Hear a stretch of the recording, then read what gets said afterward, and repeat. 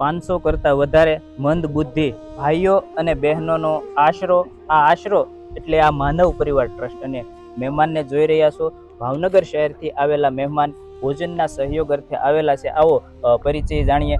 શું નામ છે? શંકરભાઈ. બેન, તમારું નામ? મનીષાબેન. મનીષાબેન. ભાઈ? જય. અને મનીષાબેન, તમે આ સંસ્થા તમને કેવી લાગી? બહુ જ સરસ, બહુ જ સારું તમે કામ કરી રહ્યા છો. આવું તો કોઈ પણ ન કરી શકે. તમે ધન્ય છો. અમે અમારો છોકરો હતો, અમે એવી સેવા કરી, પણ તમે અમારા કરતા તમે અહીંયા સારી કરો છો. આટલા જણાને હાથ ધો છો, આટલી છોકરીઓ છે, છોકરાઓ છે, બહારગામથી આવેલા છે, ઘણા એમને મૂકીને ગયા છે. કોઈ એના માવતર હાચવવા નથી, તમે હાચવવા તૈયાર છો.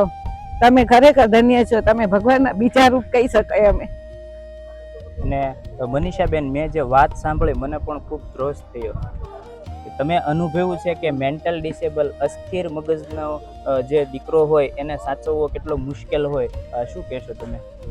મુશ્કેલ તો ખરી જ છે, પણ આ લોકો સમજી શકે કે આ લોકોને એના ફરજ ઘરે જ પૂરા કરવા જોઈએ, પણ છતાંય તે ઘરે નથી કરી શકતા ને અહીંયા એને રેઢા મૂકી જાય છે. પણ એને હાચવવું, જમવાનું, કરવાનું, પહેલેથી છેલ્લે સુધી બધું માંદગીનું બધું જે કરવું હોય એની વ્યવસ્થા કરવી, નવડાવવા ધોવડાવવાની વ્યવસ્થા કરવી, બધી એ તમે જ કરી શકો, બીજા કોઈ ન કરી શકે. અને બેન, આ માનવ પરિવાર ટ્રસ્ટ એવા ઘર પરિવાર વિહોણા રસ્તે રઝળતા ભટકતા લોકોને 13 વર્ષથી આશરો આપે છે આ સંસ્થા.